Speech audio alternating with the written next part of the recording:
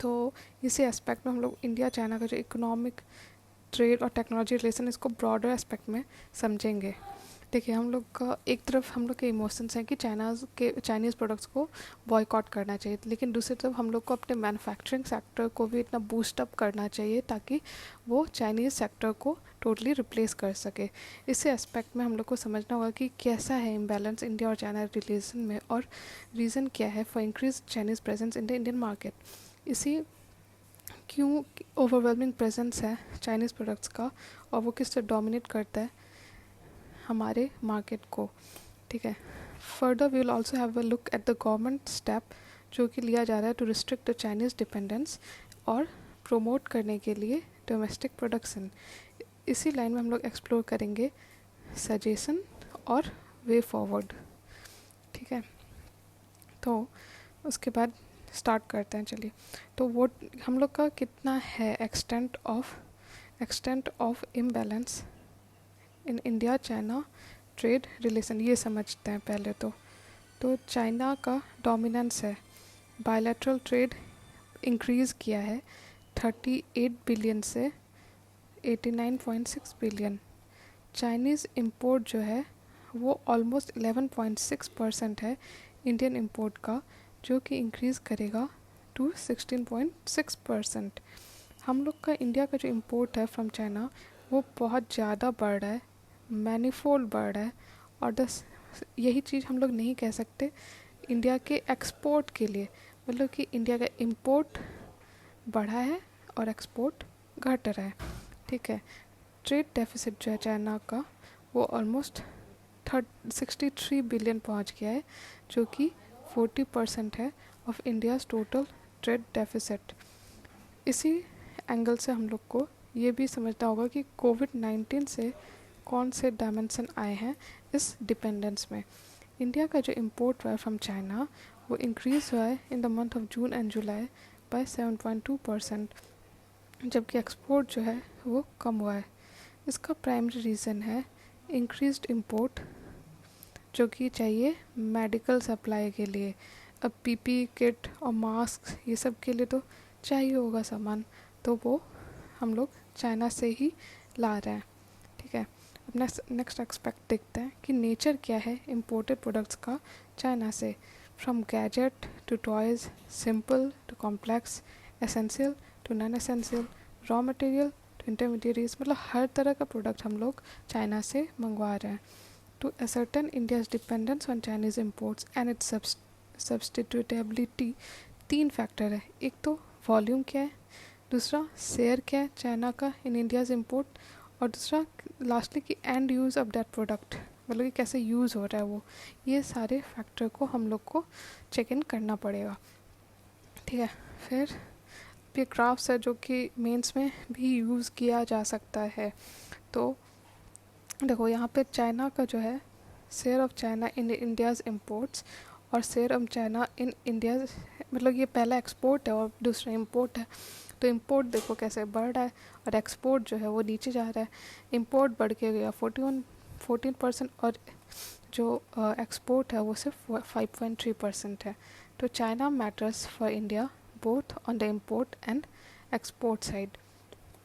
ठीक है, तो ये जो ग्राफ्स है ये आप यूज़ कर सकते हैं फॉर मेंस आंसर राइटिंग।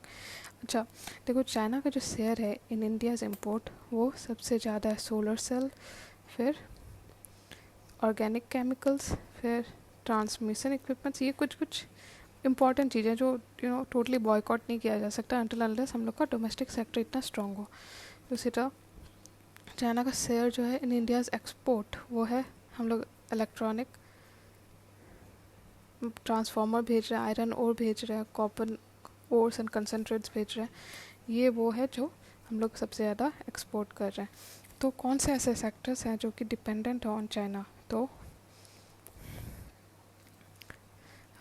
पहला तो है फार्मास्यूटिकल, जो कि बहुत ज़्यादा एसेंशियल सेक्टर है, उसमें 2/3 है, और of the total API requirement, और 2/3 मतलब एपीआई जितना हम लोग मंगवाते हैं उसका 2/3 और 75% जो कि of the APIs used in formulation of national list of essential medicine. तो ये वो मेडिसिन है जिसको हम नहीं रोक सकते। तो इसलिए हम लोग ज़्यादा बॉयकॉट नहीं कर सकते until unless we have the manufacturing sector so strong कि वो उसको हैंडल कर सके।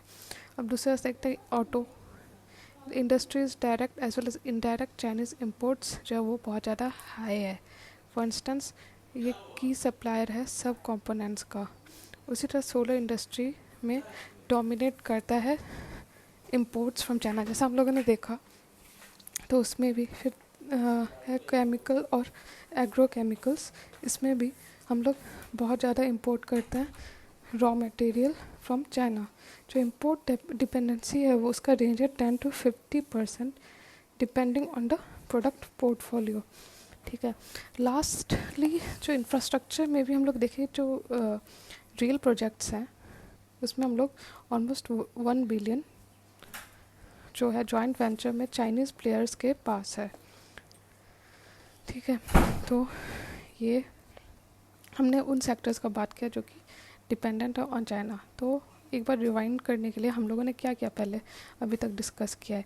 एक तो चाइना का इंडिया का इकोनॉमिक इंगेजमेंट विद चाइना किस तरह से, दूसरा किस तरह से इम्बैलेंस है इंडिया चाइना ट्रेड रिलेशन में, तीसरा कि नेचर क्या है इम्पोर्टेड प्रोडक्ट्स का जो चाइना से आता है, फिर इंपोर्ट एक्सपोर्ट्स का ग्राफ्स देखा हम लोगों ने, फिर हम लोगों ने देखा कि अलग अलग सेक्टर्स जो कि डिपेंडेंट है चाइना पे। ठीक है। अब आगे इसको बढ़ाते हुए चाइना का जो इन्वेस्टमेंट है इंडिया में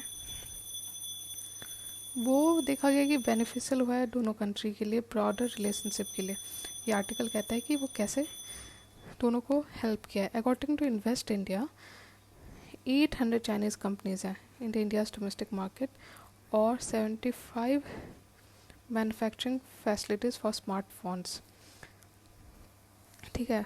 फिर चाइनीज़ इन्वेस्टमेंट जो इंडिया का स्टार्टअप है, जो स्टार्टअप जो इंडिया में बहुत सारे हैं और उनको चाहिए फिनांस चाहिए, उनको हेल्प चाहिए, उनको बेसिकली वो लोग इतना सेटअप नहीं हुआ है, सेटल नहीं हुआ है, तो इसलिए उन लोग को फिनांस चाहिए। तो जो ये चाइनीज़ इन्वेस्टमेंट इन लोग के लिए बहुत मददगार होती है। तो 18 of 30 यूनिकॉर्न्स वो होते हैं जो ऐसे स्टार्टअप्स जो कि बड़े होते हैं और इम्पॉर्टेंट होते हैं। और इसमें से 18 में से देखा गया कि इन लोग को बहुत सारे फंड्स चाहिए होते हैं, जैसे कि हो गया जोमेटो, फिर आपका अलग अलग जो ऐसे स्मॉल स्टार्टअप्स हैं उसमें। तो उसमें देखा गया कि जैसे कि बाइजू हो गया, फ्लिपकार्ट हो गया, ओला हो गया, पेटीएम हो गया, इसमें 30 में से 18 जो है वो चाइनीज़ फंडेड है। लेकिन जो स्केल है चाइनीज़ इन्वेस्टमेंट का इन इंडिया वो बहुत अनक्लियर है। तो वो भी एक प्रॉब्लमेटिक थिंग है। लास्ट पॉइंट है कि जो ये रूट जो है often route the investment in India through offshore officer, जैसे कि हम लोग के पास सिंगापुर, हांगकांग, मॉरिशस ये लोग टॉप इन्वेस्टमेंट है क्योंकि वो मतलब कहीं और का पैसा घूर के उधर से आता है क्योंकि कुछ टैक्स बेनिफिट्स होते हैं, तो इसलिए उस रूट से आता है। तो ये भी क्लैरिटी नहीं है कि चाइनीज़ का एक्चुअली में कितना है। ठीक है। तो हम लोगों ने समझ लिया। उसी को आगे बढ़ाते हुए अब हम लोग समझते हैं चैलेंजेस क्या हैं जो कि चाइनीज़ इन्वेस्टमेंट के साथ आता है। देखो, पहले तो है कि जो separation between Chinese state and private business उसमें बहुत धुंधला है, क्योंकि देखा गया है कि चाइनीज़ स्टार्ट और प्राइवेट बिजनेस जो है बहुत ब्लरी है। मतलब कि पता ही नहीं चलता कि एक्चुअली में वो कोई प्राइवेट कंपनी का एक्चुअल पैसा है या गवर्नमेंट उसके थ्रू लगा रही है। ठीक है। दूसरा फैक्टर है कि जो प्राइवेट डाटा है गवर्नमेंट एजेंसीज का, that could be potentially misused. उसके बाद है 5G कॉनंड्रम, मतलब कि the government and Chinese private sector connection is what makes why a Chinese telecommunication company developing 5G a potential privacy and national security threat. मतलब कि ये इससे प्राइवेसी और नेशनल सिक्योरिटी थ्रेट भी है। ये जो चाइनीज़ कंपनीज़ हैं या चाइनीज़ के प्रोडक्ट्स यूज़ करते हैं टेलीकॉम या internet industries, internet related area में, तो उसमें प्राइवेसी और नेशनल सिक्योरिटी का भी थ्रेट है। तो फुटप्रिंट जो है चाइनीज़ टेक्स का बढ़ रहा है।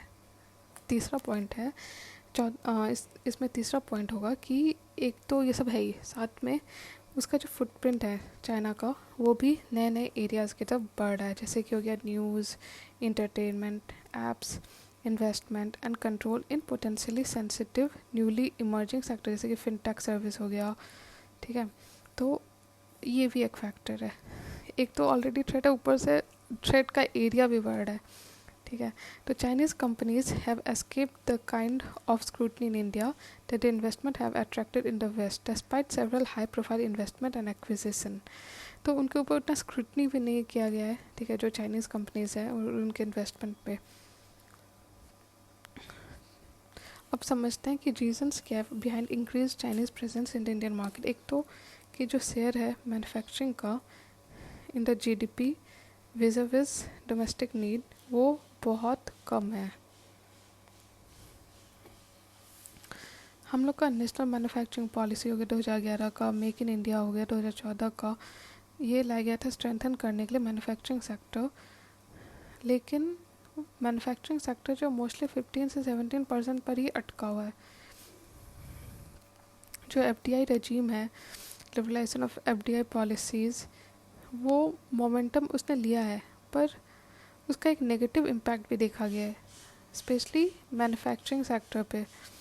Companies already weaken by adverse import competition, मतलब जो कि ऑलरेडी स्ट्रॉन्ग नहीं थे, उन लोग पे और ज़्यादा एडवर्स इम्पैक्ट पड़ा है। This was evidenced by the steeply increasing take overs of Indian entities, जैसे कि इन रिसेंट ईयर्स जो ट्रेड लिबरलाइजेशन है वो बहुत फास्ट ट्रैक हुआ है। और देखा गया कि इम्पोर्ट ड्यूटीज़ घटा है ऑन इंडस्ट्रियल, मतलब कि ये 33% था 2000 में, और ये अब बस 9% रहा है। 9% से भी कम है 2008 में। तो क्या होता है कि जो छोटे इंडस्ट्रीज़ हैं वो इस पोजीशन में नहीं है कि वो फॉरेन कंपटीशन को हैंडल कर सके। तो इंडिया ने रिमूव किया है all the quantitative restriction on imports, जैसे कि import licensing. Poor global competitiveness of domestic industries भी एक कारण है। जो हम लोग के मैन्युफैक्चरिंग बेस है वो कम्पिटिटिवनेस नहीं है उनमें इतना ज़्यादा कि वो हैंडल कर सके फॉरेन कंपटीशन। चाइनीज़ कम्पिटिटिवनेस और चाइना का जो कम्पिटिटिवनेस है वो हाई है। China is not recognised by WTO as market economy because of the lack of transparency. ठीक है, उसको माना भी नहीं जाता WTO के द्वारा कि वो एक मार्केट इकोनॉमी है, क्योंकि बहुत ज़्यादा वहाँ पे इनट्रांसपेरेंट है चीज़ें। नेक्स्ट है कि स्टैंडिंग कमेटी ऑन कॉमर्स ने रिपोर्ट दिया है कि on the impact of Chinese goods on Indian industry, उसमें नोट किया है कि चाइनीज़ गवर्नमेंट का जो एक्सपोर्ट है gives export rebate to the tune of 17% to the exporters. इसका मतलब है कि चाइनीज़ गुड्स जो है वो इम्पोर्ट होता है, चाइनीज़ गुड्स में imported cheaper by 5 to 6% than their counterpart. इतना सारा मुनाफा, इतना सारा rebate Chinese government private companies को ऑलरेडी दे रही होती है, तो ऑफ कोर्स वो उसका माल चीपर हो जाता है, सस्ता हो जाता है।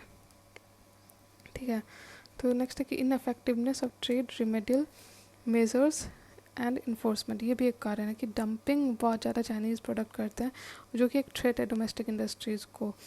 ये बात पार्लियामेंट्री स्टैंडिंग कमेटी ने भी कही थी कि India's anti dumping duties on Chinese goods are being evaded by misclassification of products. जैसे कि चाइनीज़ नॉन अलॉय स्टील जो है वो इम्पोर्ट किया जा रहा है दिखा के कि वो अलॉय स्टील है, नहीं तो वो उसको एक वैल्यू एडेड और एक्सपेंसिव स्टील माना जाता। उसके अलावा जो जनरल रिलक्टेंस है गवर्नमेंट की तरफ से भी, ये गवर्नमेंट का भी डिफेक्ट है कि to review effectiveness of anti dumping measures. ठीक है, तो parliamentary standing committee on commerce ने कहा कि कोई प्रोविज़न नहीं है to carry out any impact assessment. Committee ने ये भी नहीं कहा कि जो पुअर इंफ्रास्ट्रक्चर है स्कैन करने के लिए, इंफ्रास्ट्रक्चर भी नहीं है, तो ये भी एक प्रॉब्लम करता है। फिर absence of quality control and standardisation of product is another factor. Infrastructure जो है वो एड्रेस नहीं कर पा रहा the demands of quality checks. जो मतलब क्वालिटी चेक ही नहीं होगा, प्रोडक्ट चेक ही नहीं होगा, तो पता कैसे चलेगा कि वो डंपिंग कर रहा है या क्या कर रहा है। फिर delay in forming of the quality control orders. तो अब समझते हैं कि डंपिंग होता क्या है। डंपिंग तो हम लोगों ने पढ़ा, लेकिन डंपिंग होता क्या है। तो dumping is said to be dumped when a product or company exports a product at a price that is lower in the foreign importing market, मतलब कि जो कि वो ऐसे प्राइस पे बेचता है जो कि बहुत कम होता है।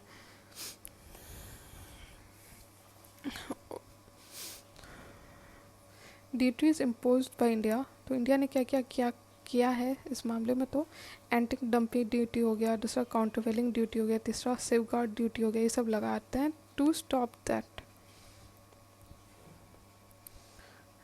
To stop dumping and to protect our industries. ये सब इम्पॉर्टेंट है so that our domestic sector is safeguarded. अब नेक्स्ट है कि how has the rising imports from China impacted Indian domestic industries. तो इस मामले में स्टैंडिंग कमेटी जो थी ऑन कॉमर्स ने एग्जामिन किया था इशू इन 2018। उसने कहा कि इम्पैक्ट जो है चाइनीज़ गुड्स का ऑन इंडियन इंडस्ट्री, उसके अनुसार पहला तो एम्प्लॉयमेंट पे, मतलब कि बहुत सारे जो ऐसे इंडस्ट्रीज़ को असर किया है जो कि लेबर इंटेंसिव है, तो एम्प्लॉयमेंट पे असर किया है। चीप इंपोर्ट्स के कारण ये लोग बंद हो गए ऐसे इंडस्ट्रीज़। तो देखा गया कि सूरत और भिवांडी में पावर लूम्स वाले ऐसे इंडस्ट्रीज बंद हो गई चीप प्रोडक्ट्स के कारण। कमेटी ने ये भी कहा कि जो जीएसटी है ऑन सिंथेटिक फाइबर ऑफ 18%, इसके कारण क्या हुआ है कि जो इंपोर्ट जो है of similar fabrics from China बढ़ गया है। साथ में इंडिया का FTA with list develop country जैसे कि बांग्लादेश हो गया, उससे क्या हुआ है कि जो गारमेंट्स हैं इन बांग्लादेश वो ज़्यादा चीप हो गए हैं। नेक्स्ट पॉइंट देखते हैं कि जो इम्पैक्ट इसने कैसे किया एमएसएमई को। तो जो पार्लियामेंट्री कमेटी थी उसने कहा है कि जो पुअर क्वालिटी चाइनीज़ प्रोडक्ट्स है वो डोमिनेट कर रही है अनऑर्गेनाइज्ड रिटेल सेक्टर, जिससे कि क्राउडिंग आउट हो रहा है डोमेस्टिक इंडस्ट्री का। स्टेनलेस स्टील इंडस्ट्री का ये एक एग्जांपल हम बता सकते हैं। जैसे मैंने बताया ना कि स्टेनलेस स्टील इंडस्ट्री को कैसे वो मिसयूज़ कर रहा है Chinese government, where a number of MSMEs have had to close down क्योंकि जो stainless steel grades of 200 series due to the Chinese imports. मतलब कि जैसे मैंने कहा था ना आगे कि स्टेनलेस स्टील इंडस्ट्री को वो गलत सेक्टर में बता रहा है, उसको वो वैल्यू एडेड में होगा लेकिन उसको नहीं बता रहा। तो उससे क्या हो रहा है कि जो एमएसएमई सेक्टर उस पर इफ़ेक्ट कर रहा है, और साथ में जो फ्रेजिलिटी है सप्लाई चेन्स का वो बढ़ गया है। लार्ज डिपेंडेंस हो गया है on China for raw material and intermediate goods to make supply chains more vulnerable. China जो है मेन सप्लायर है रॉ मटेरियल का फॉर एपीआई, और साथ में की स्टार्टिंग मटेरियल, और साथ में कुछ लाइफ सेविंग ड्रग्स के लिए भी वहाँ से रॉ मटेरियल मंगवाया जाता है। तो हम लोग को सप्लाई चेन मेंटेन करना है तो वहाँ से मंगवाना ही होगा चाइनीज़ प्रोडक्ट्स ऐसे। तो वो नेक्स्टली कि चाइनीज़ ब्रांड्स जो है in goods like TV and mobiles have strong presence in Indian markets. Supply chain dependence on China for Indian brands is also high. As a result, it would be difficult to replace Chinese supplies in critical components जैसे कि हो गया LED chip. मतलब देखो ये सब जो है ये नहीं रोका जा सकता क्योंकि एक तो ये it's not a finish product, लेकिन कुछ जगह तो it's not just a finish product but they are needed to manufacture something else, किसी और चीज़ के मैन्युफैक्चरिंग के लिए चाहिए, तो उसके लिए भी नहीं रोक सकते एक बार में।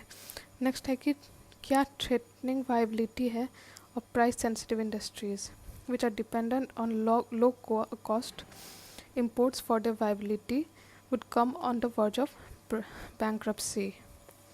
मतलब कि वही हमारे डोमेस्टिक इंडस्ट्रीज़ के लिए एक तरह से इम्पॉर्टेंट है कुछ जगह चाइनीज़ प्रोडक्ट्स, और कुछ जगह देखा जा रहा है कि चाइनीज़ प्रोडक्ट्स रिप्लेस करती जा रही है। तो एक बैलेंस तरीके से इंडियन गवर्नमेंट को हैंडल करना पड़ेगा। अब समझते हैं इंडिया का solar story and China.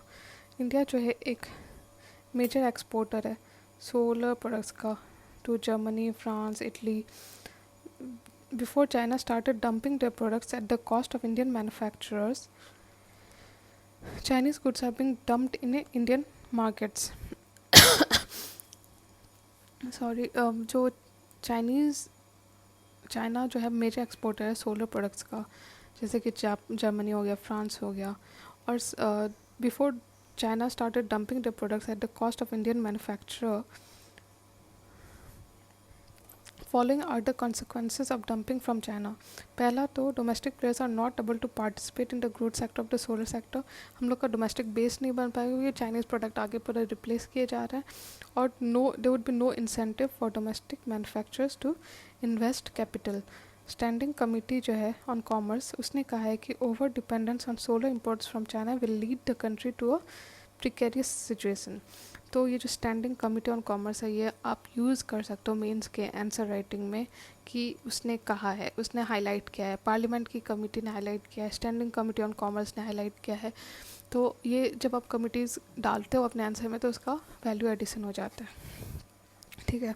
Next है कि मेजर एक्सपोर्टर है from China may decide to divert most of their supply for local use which was evident by increasing demand pull of 2017। Next point है कि national solar mission जो है वो भी subject है to the bilateral relation with China.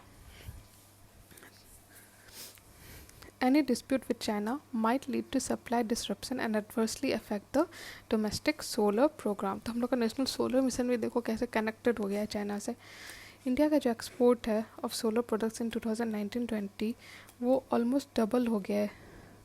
While this number is small compared to imports, the trend is significant, especially जब हम देखते हैं कि government as with government help this industry can take on China in overseas market।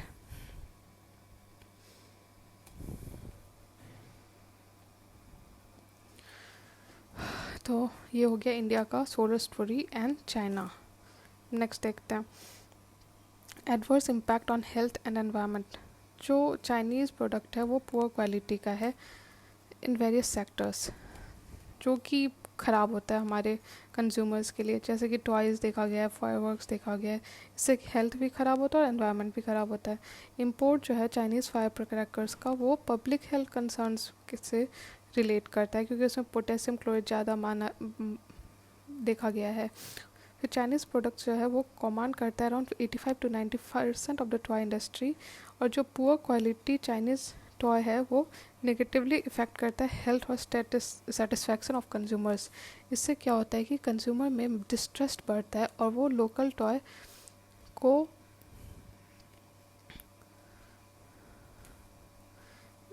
मतलब कि वो उससे कितना ज़्यादा डिस्ट्रस्ट बढ़ता है कंज्यूमर्स के दिमाग में। इससे क्या होता है कि अगर मतलब कोई सस्ता टॉय है, इंडियन टॉय है, उसके लिए भी डिस्ट्रस्ट हो जाता है कंज्यूमर के दिमाग में, वो एकदम महंगा ही खरीदेगा। तो उससे जो स्मॉल सेक्टर्स हैं, मीडियम इंडस्ट्रीज़, उस पर असर करता है। अब केस स्टडी देखते हैं कि चाइनीज़ टॉयज़ जो है वो इनरोड किया है टू द इंडियन मार्केट्स पर miss branding of the toy. जैसे कि चाइनीज़ टॉय जो है वो फॉल्सली ब्रांडेड, मतलब कि फॉल्स ब्रांड डाल के उसको कि हैंडीक्राफ्ट ऑफ चन्नापटना और ये सब करके, जो हमारे जीआई इंडस्ट्री है, जो जीआई सेक्टर है, जोग्राफिकल इंडिकेटेड जो अलग अलग प्रोडक्ट्स हैं, उस पर भी असर करता है। और अदर जनरल इम्पैक्ट जो है जैसे कि डाउन साइजिंग और closing down of units in India, इससे क्या होगा, टैक्स कलेक्शन पे भी असर करेगा और मेक इन इंडिया पे भी असर करेगा। द क्लोज ऑफ इंडस्ट्री जो है उससे बैंकिंग सेक्टर पे भी असर होगा, तो उससे एनपीए बढ़ेगा। तो हर तरह से हम लोग समझ रहे हैं कि चाइनीज़ प्रोडक्ट्स और क्या कनेक्शन है हम लोग के इकोनॉमिक ग्रोथ, एमएसएमई, टेक्सटाइल, फिर मेडिसिन, फार्मास्यूटिकल, फिर इंफ्रास्ट्रक्चर, हमारा सोलर मिशन, सब समझ रहे हैं। ठीक है। अब how India stepped up restriction on Chinese imports. अब हमको समझने की जरूरत है कि कैसे रिस्ट्रिक्शन लाया गया on going India China tension. Anti Chinese sentiment है जो कि कह रहा है कि बॉयकॉट करो चाइनीज़ प्रोडक्ट्स को। बॉर्डर पे हम लोग के फोर्सेस कुछ दिन पहले आमने सामने थे लाइन ऑफ एक्चुअल कंट्रोल पे, इससे कि पब्लिक फीलिंग बढ़ रहा है। तो गवर्नमेंट ने स्टेप्स लिया है recent times to curb on Chinese products, जिससे कि कर्व होगा finances and technology routing from China to India. तो देखते हैं क्या क्या लिया है। तो पहले तो गवर्नमेंट ने अमेंड किया एफडीआई पॉलिसी को, जिससे कि प्रायर गवर्नमेंट अप्रूवल मैंडेटरी होगा for companies from a country जो कि शेयर करता है लैंड बॉर्डर।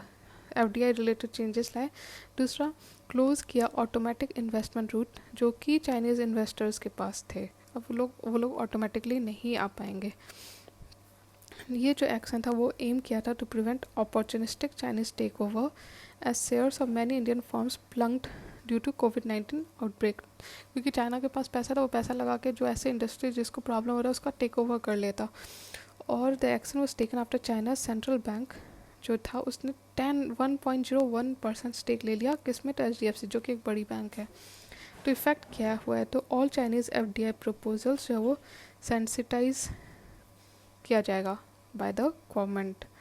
प्रायर अप्रूवल चाहिए होगा for transfer of ownership for existing और फ्यूचर वेंचर्स, FDI हो गया। और क्या हो गया, ओनरशिप रिलेटेड भी दूसरा पॉइंट। तीसरा होगा कि डोमेस्टिक कंपनीज में be cautious of accepting Chinese investment. ठीक है, नेक्स्ट है कि एक्शन क्या लिया जा सकता है अगेंस्ट चाइनीज़ इम्पोर्ट्स। तो several Chinese goods surged and most of the items entered the market cheaper than their manufacturing cost. तो India aggressively anti dumping duties लगाया। दूसरा 2 dozen item units under review that will require duty protection from Chinese dumping। इसमें होगा तुम्हारा sodium nitrate, USB flash drives जैसे items. फिर effect क्या होगा कि India has imposed anti dumping duty on about a dozen product. ठीक है, ये सब हम लोगों ने समझा कि उसका क्या क्या गवर्नमेंट ने लिया है स्टेप्स। और अब एक्शन क्या लिया गया है अगेंस्ट पब्लिक प्रोक्योरमेंट। तो इंडिया ने बार किया है चाइनीज़ फर्म को बिड करने के लिए for public procurement of goods and service. दूसरा कि एम्पिट public sector for banks and financial institution को भी इसमें कंसिडर किया गया है। स्टेट गवर्नमेंट जो है वो भी पार्टिसिपेट करेगी in the move as central government writes to all chief secretaries. इसका इफेक्ट क्या होगा, although the orders does not apply to procurement by the private sector, it will affect procurement of goods and services by private companies from China। दूसरा कि जो public sector banks हैं and government controlled financial institution may not fund private projects with Chinese connection। तीसरा state run companies जो है वो review करेगी already awarded contracts to Chinese companies. चौथा जो चांसेस है हवाई पार्टिसिपेंट्स का 5G प्रोजेक्ट में वो कम हो गया। तो ये हम लोगों ने समझा जो जो एक्शन उन्होंने लिया है। ठीक है, अब next, can India afford to boycott China. देखो पहली चीज़ तो जो ट्रेड डेफिसिट है वो हमेशा ख़राब नहीं होता, मतलब कि दूसरे साइड को भी हम लोग समझते हैं, तो not necessarily bad trade deficit. और ये बस एक अकाउंटिंग एक्सरसाइज है और ट्रेड डेफिसिट हमेशा ख़राब नहीं हो सकता। A persistent trade deficit merits the Indian government to put in place policies and create the infrastructure, जिससे क्या होगा कि हम लोग की जो डोमेस्टिक सेक्टर है वो कम्पिटिटिवनेस उसका बढ़ेगा। ये हर्ट करेगा इंडियन पुअर द मोस्ट, क्योंकि वो जो मोस्टली जो चाइनीज़ प्रोडक्ट होते हैं बहुत चीप होते हैं, तो जो गरीब लोगों के लिए अच्छा होता है। तीसरा कि will punish Indian producers and exporters, जो कि बहुत सारे ऐसे प्रोडक्ट्स हैं जो कि ना एज एन इनपुट यूज़ किया जाता है, not as a final product but as an input. More than 50% of India's import from China इधर कैपिटल और इंटरमीडिएटरी गुड्स, वही कहा गया है। और ये विल बेयरली हर्ट चाइना, क्योंकि उसके लिए बहुत बड़ा फैक्टर नहीं है। चाइना का जो एक्सपोर्ट है इंडिया को वो सिर्फ 3% है, जो कि बड़ी बात नहीं है चाइना के लिए। तो इसलिए in its response to the bank, Beijing ने कहा है कि वो WTO पे ले जाएगा इंडिया का केस। ठीक है, और साथ में इंडिया को एक और घाटा होगा कि जो एक पॉलिसी क्रेडिबिलिटी है वो भी घट जाएगा इंडिया का। और ये सजेस्ट किया गया है इंडिया को, however any foreign investors demands the policy credibility and certainty. If policies can be changed subject to bilateral relation, investors willingness to invest will decrease। मतलब इन्वेस्टर्स देखेंगे ना कि कितना प्रेडिक्टेबिलिटी है, क्रेडिबिलिटी है, वो चेंज हो रहा है या नहीं हो रहा है, तो वो भी असर करेगा। पॉसिबिलिटी ऑफ ग्लोबल टेक्नोलॉजी वार, मतलब ये जो ऑलरेडी चल रहा है US चाइना, तो ये ग्लोबल टेक्नोलॉजिकल वार भी एक तरह से चल और बढ़ेगा। फिर रेजिंग टैरिफ, मतलब कि तुम बढ़ाए मैं भी बढ़ा दी, फिर तुम टैरिफ बढ़ाए फिर मैं भी बढ़ा दी, तो ये एक म्यूचुअली एस्योर्ड डिस्ट्रक्शन की तरह काम करेगा कि तुम भी गए मैं भी गई। ठीक है, म्यूचुअली एस्योर्ड